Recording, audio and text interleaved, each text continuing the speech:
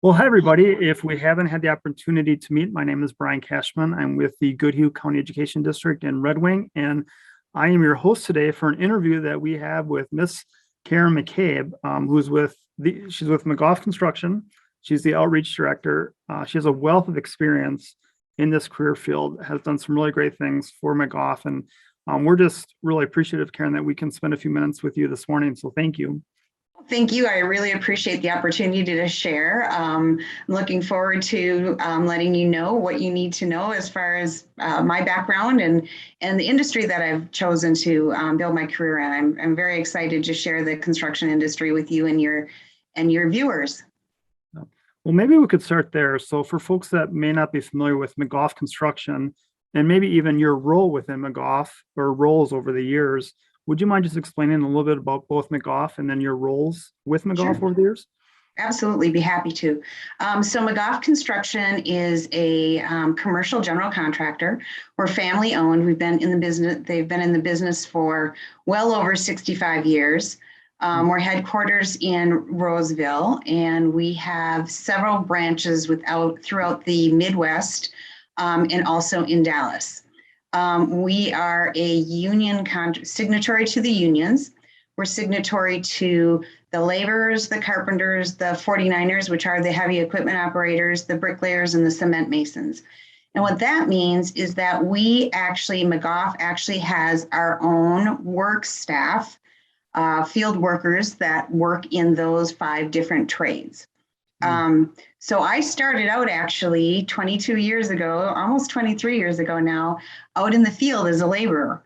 And I started at the Medtronic World Headquarters, which was at the time McGough's largest project in its portfolio, and started out in the field and actually started something really exciting, counting sand trucks. Oh, I know, go figure. But it was a great introduction for me to the industry itself. And what I was really excited about is that I saw an entire life cycle of a project from digging a hole in the ground and getting the correct soil to the finished product. So I started out as a laborer. I moved into project coordination, which is dealing with certain projects and all the paperwork and efforts that need to go there, the administrative piece of it. Then moved into a managerial role for the project coordination and managing the headquarters office. Then I moved into a role helping develop our MEP department, which is Mechanical, Electrical, and Plumbing Division. They're a supportive department that works closely with our project management team. And then finally had the opportunity about 10, almost 11 years ago to move into this outreach effort. And what my role here is to be a single point of contact for the diverse community, help diversify our field labor workforce, help diversify our office labor workforce, and then develop and implement any strategy for EDI, which is equity, diversity, and inclusion within McGough. So that is my career rolled up into one with McGough. Wow, that's so awesome. Thank you for sharing that and those different roles that you've had over the years.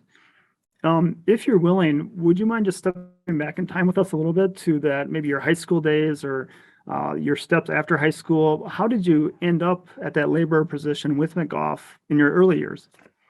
That's a great question. I've always wanted to be one of those folks that knew exactly what they wanted to be when they grew up, but I wasn't. In fact, I probably struggled with that question till well into my 40s. Like, what do I really want to be when I grow up? But what I determined was I am just going to do the very best job that I can do at whatever I'm doing. So I went to college, got my degree in communications from St. Kate's. While I got that degree, I became a mom twice over and spent quite a bit of time at home as a stay-at-home mom. That was important to me and my family.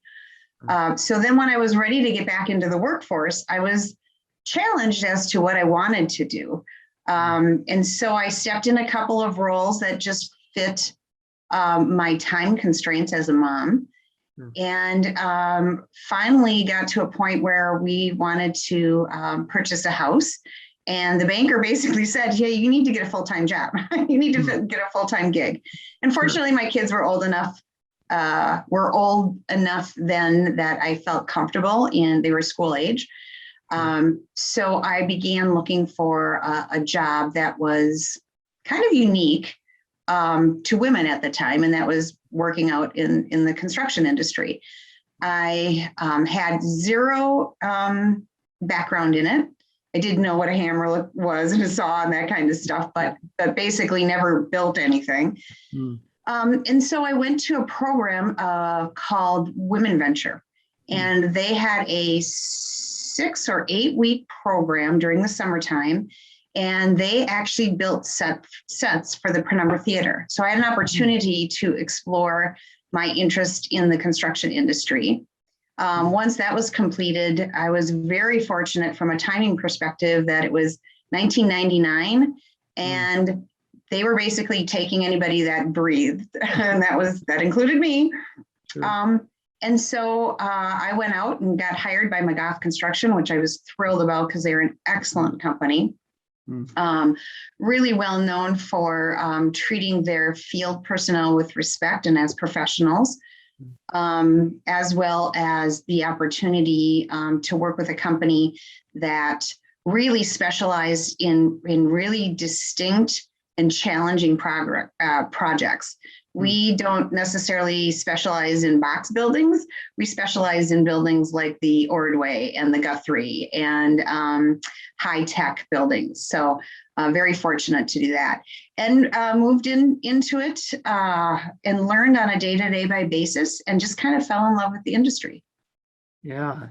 Well, and thank you for sharing that. And I think if you could speak to the young people watching this, so high school age students, both female and male, but maybe especially females, what advice would you have for them as they look past high school into the career and education landscape? Any advice that you would offer them at this point?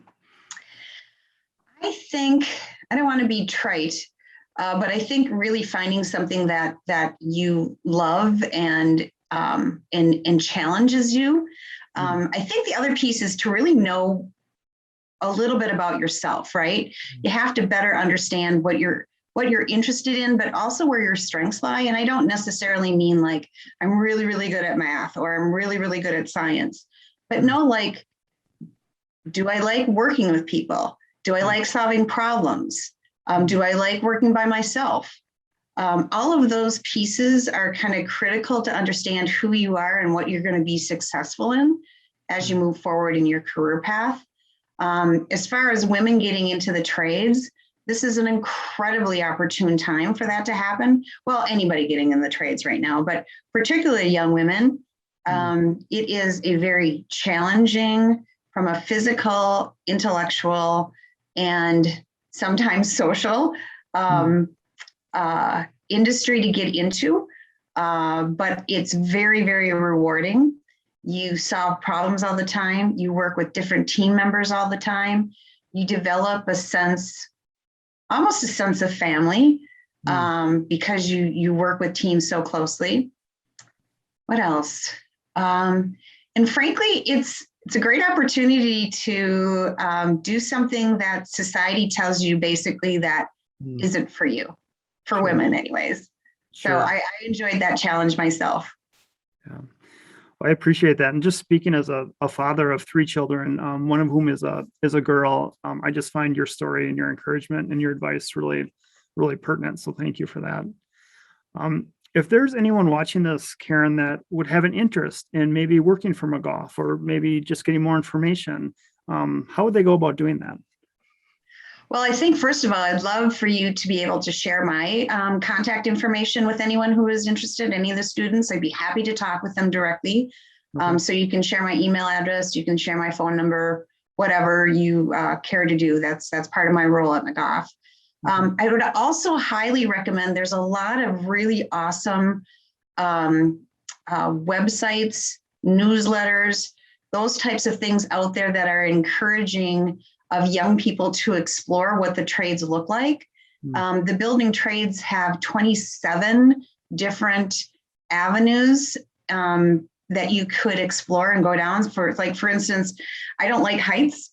So if I was a young person, I would definitely not want to look into being an iron worker, right? I like my feet planted firmly on the ground. However, I could become a carpenter. I could work with as a tile setter. I could be a laborer. There's so many options that are out there. So definitely explore what those look like and reach out to folks in the industry, such as myself. We are all very attuned to our industry and the needs of our industry.